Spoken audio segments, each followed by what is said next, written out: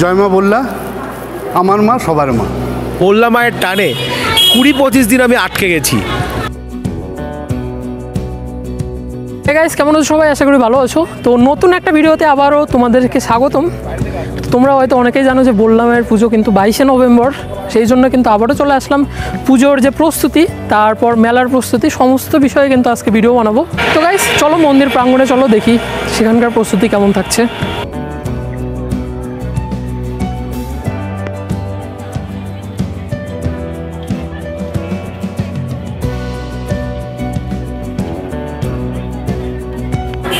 মায়ের মন্দিরে চলে এসেছি, আর এখানে কিন্তু এসে দেখতে পেলাম যে মায়ের মন্দিরটা এরকম করে সাজানো হচ্ছে, যেহেতু পুজোর আগে থেকেই কিন্তু সাজানোর কাজটা কিন্তু কমপ্লিট করে, তো তখন কিন্তু আরও সুন্দর লাগে দেখতে এই মন্দিরটা। কারণ পুজোর টাইমে তো এমনি প্রচুর জাঁকজমক হয়ে পুজোটা হয়, আর প্রচুর ভক্তবৃন্দ আসে, তো ভালো তো লাগবেই। যেখানে মায়ের ভক্তবৃন্দ থাকবে, তো সেখানে কিন্তু আসলেই খুবই ভালো লাগে।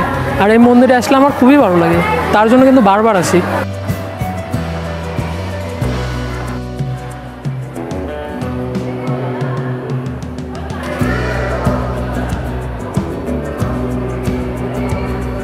মায়ের পুজো উপলক্ষে মন্দির প্রাঙ্গণ নতুন করে সেজে উঠেছে। তো এই যে দেখতে পাচ্ছ, এগুলো মানে যে গ্রিলগুলো রয়েছে এগুলো কিন্তু রং করা হচ্ছে, প্লাস মন্দিরের সমস্ত কিন্তু রং করার কাজ হচ্ছে।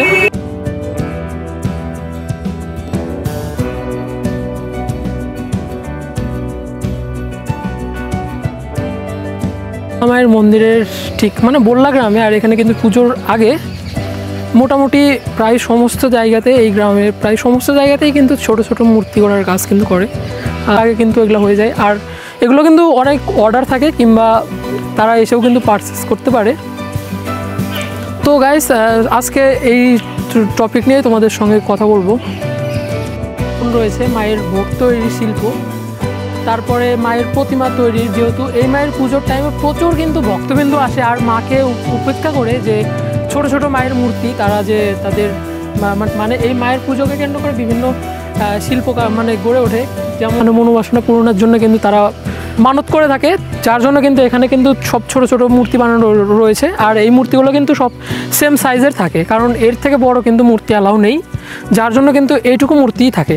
তো গাইস, আজকে সেরকমই একটা শিল্প কারখানাতে চলে এসেছি, আর এখানে কিন্তু অনেকগুলি মায়ের মূর্তি দেখতে পাচ্ছি।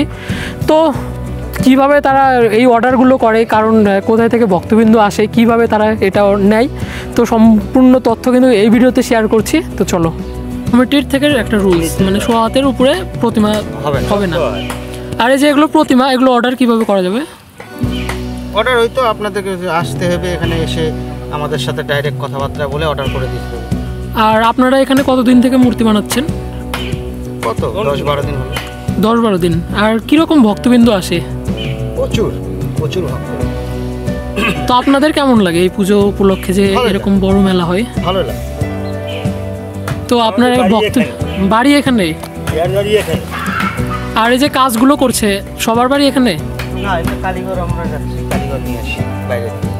আর এই মূর্তিগুলোর প্রাইস কেমন থাকে? প্রাইস হচ্ছে এগুলো হচ্ছে 800 টাকা, 1000 টাকা, মানে যে যেরকম। যদি আগে থেকে অর্ডার করে তাও সেম প্রাইস? আর মানে পুজোর টাইমে যখন আসবে দূর থেকে, হয়তো তারা পায়নি, তো সেক্ষেত্রে কীরকম প্রাইস পড়বে? তাও সেক্ষেত্রে ওই রকমই হয়তো, তো সেক্ষেত্রে হয়তো 100-200 টাকা বেশি লাগতে পারে।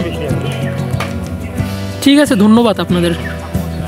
প্রসাদ মানে মিষ্টান্ন, সেগুলো তৈরির কারখানাতে গিয়েছিলাম, তো সেখানে কিন্তু ভিডিও অ্যালাউ করলো না, কারণ কি জানে কী জন্য করলো না।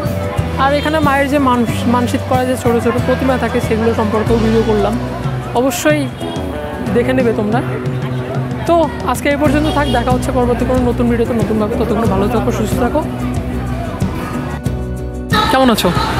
ভালো আছি ভাই। মন্দিরে এসে কেমন লাগলো? খুব ভালো লাগছে। তো এবার তোমার প্রথম আসা না? আগের বার এসেছিলাম, আর আমি ফার্স্ট রঞ্জনের ভিডিও দেখেছিলাম। হ্যাঁ, ওয়েস্ট বেঙ্গল ব্লগার, রঞ্জনকেও চিনতাম না তখন, ওয়েস্ট বেঙ্গল ব্লগারকে চিনতাম। তো তার ভিডিও ইন্সপিরেশন আমি বললাতে এসেছি। আর বললা মায়ের টানে 20-25 দিন আমি আটকে গেছি। 1 তারিখে পুজো ছিল, 31 তারিখে কালী পুজো ছিল, আর মায়ের আশীর্বাদে এখানে আমি আটকে গেছি 20-25 দিন। কেন? মায়ের পুজো দেখে তারপরে যাব। যাই হোক, ভাইকে তোমরা সব সাপোর্ট করো, ও খুব ভালো ভিডিও বানায়। আমি ওর ভিডিও থেকে নিজেকে ধন্য মনে করছি, কারণ ও এই সাইডটা অনেকটা পপুলার। ও বললাম কাউকে ফেরান না, খালি হাতে ফেরান না। আর তোমরা হাজার হাজার ভিউজ করো, মিলিয়ন ভিউজ দাও, আর আমাদের ভিডিওগুলো তোমরা শেয়ার করো যাতে আরও লোক দেখতে পারে। আমরা কিন্তু দুটো ভিউজের জন্য এখানে আসি না, আমরা নিজেদের এই ভিডিও করে 20,000 20,000 ভিউজ করে আমরা যে কিছু টাকা ইনকাম করছি এরকম কিছু না। আমরা এখানে আসছি তোমাদের মধ্যে ভিডিওগুলো পৌঁছে দেওয়ার জন্য। যদি আমরা সৎ মনে কাজ করি, মা আমাদেরকে অন্যভাবে কোল ভরিয়ে দেয়, টাকা দিয়ে নয়, তাহলে আমরা আরও বড় বড় জায়গায় গিয়ে ভিডিও বানাতে পারতাম। ভাইরাল টপিক অনেক আছে। এই বললাম অনেক জায়গায় কিন্তু বললার মতো পুজো হয়, কিন্তু সেগুলো কিন্তু কারো চোখে আসে না, কারণ সেখানে আমাদের মতো সেই কন্টেন্ট ক্রিয়েটাররা নেই যারা তুলে ধরবে। তোমরা হাতে ফোন নাও, ফোন নিয়ে একটা ভালোভাবে ভিডিও তৈরি করো, সবার মাধ্যমে পৌঁছাও, যাতে আমাদের এই দক্ষিণ দিনাজপুর তথা উত্তরবঙ্গের যে বললাম সব জায়গায় যেন ভাইরাল হয়। আমাদের কাজটা এটা। তো চলো, দেখা হচ্ছে পরবর্তী কোনো অন্য ভিডিওতে। ভালো থাকো। হ্যাঁ, ধন্যবাদ। পুজোর মধ্যে আসো। অবশ্যই দেখা হবে ভাই।